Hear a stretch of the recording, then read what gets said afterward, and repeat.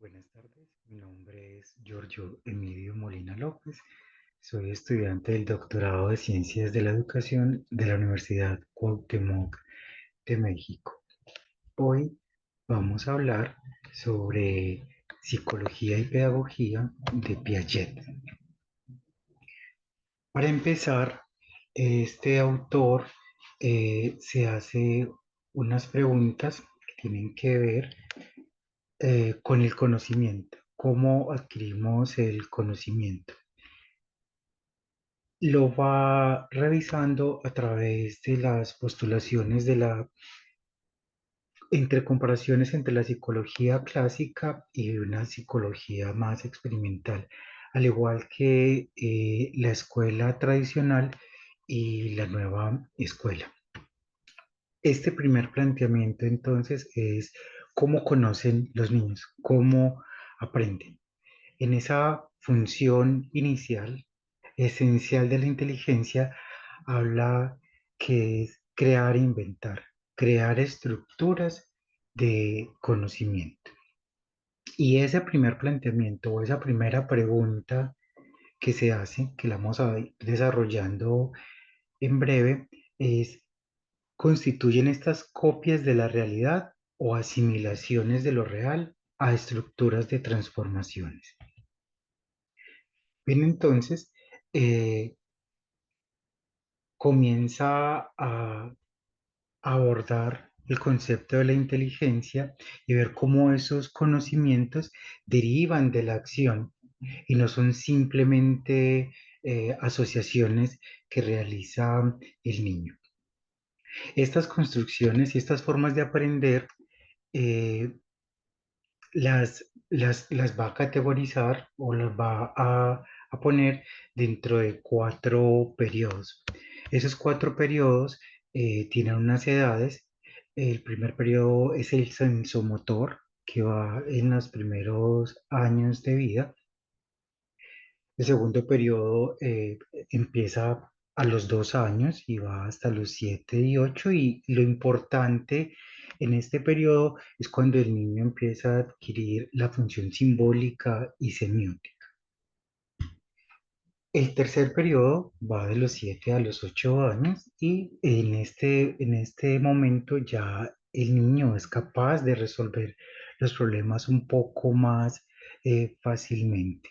Para el cuarto periodo, que empezaría entre los 11 y los 12 años y que abarca la adolescencia, aparece un nuevo modo de razonamiento que es la de las hipótesis, generarse hipótesis y poder mirar que cuando algo pasa puede traer unas consecuencias y podría mirar si serían buenas o malas. Para continuar, entonces hablamos sobre el desarrollo de la inteligencia. Vamos a ver cómo este concepto empieza a cambiarse, a, a irse renovando y cambiando. Eh, Esta inteligencia puede ser utilizada en la educación y puede ser acelerada, mejorada, pero no deriva. La inteligencia no deriva de esos procesos pedagógicos, bien sea en la escuela o en el hogar. Y es que entonces esta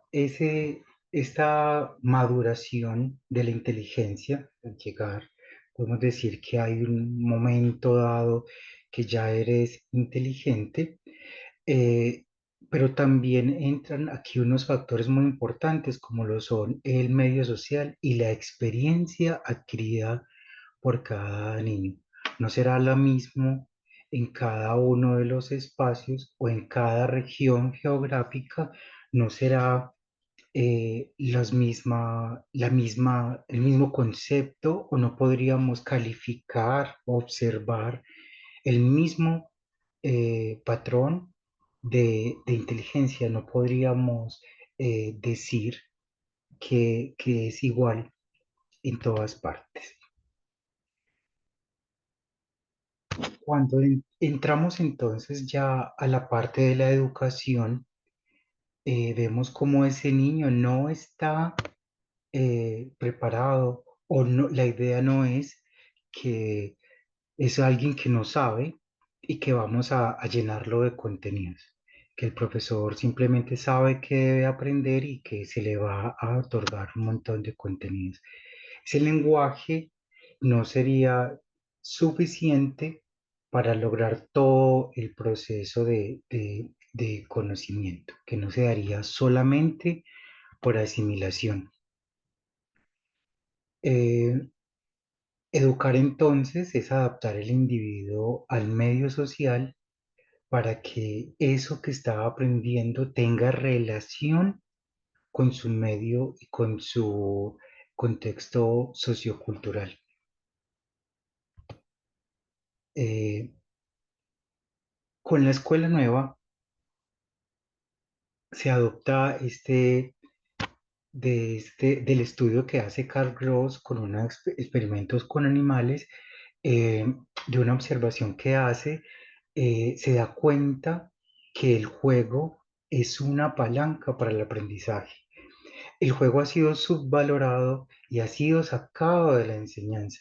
Cuando los niños, mientras están jugando o están construyendo, siguen reglas, están haciendo otra construcción simbólica y también están aprendiendo de, en esa forma que lo hacen. Y es una forma más divertida que, que la escuela tradicional ha incluso un poco arrebatado y quitado de, del proceso de enseñanza.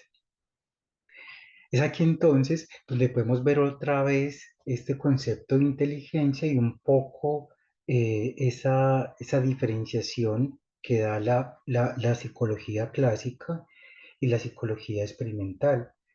Eh, Ellos están de acuerdo en que puede ser practicado desde lo sensomotriz y que se interioriza después, pero ese pensamiento propiamente dicho eh, también está en reconocer que es una actividad en continua construcción. Esta es cuando logran ponerse de acuerdo, ya que la la psicología clásica hablaba de una persona, de un niño que eh, se le iban a dar unos conocimientos y que debía aprenderlos. Eso era todo. Mientras que ya esta psicología experimental está teniendo en cuenta que hay una actividad, que el conocimiento es activo y que no es exclusivamente del saber cosas. Eh,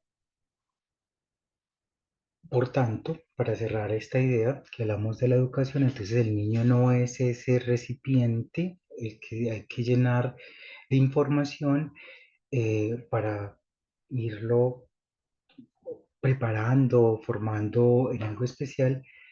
Y acá quiero compartir entonces esta frase que dice que la escuela nueva tiene una importancia fundamental, saber cuál es la estructura del pensamiento del niño y cuáles son las relaciones entre la mentalidad infantil y la del adulto.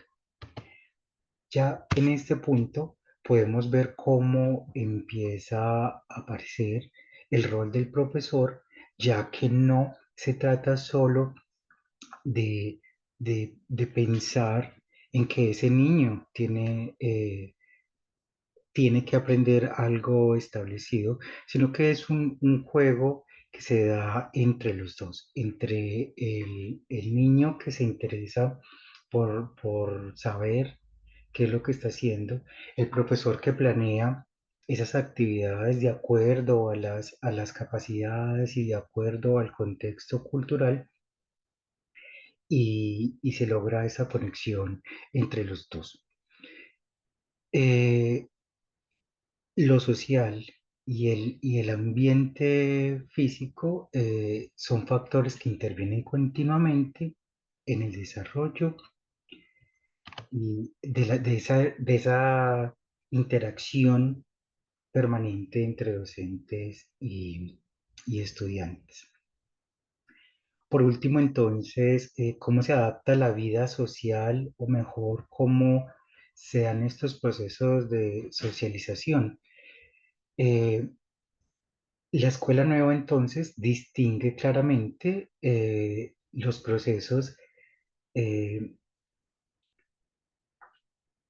donde está incluida la autoridad del adulto y la cooperación entre niños.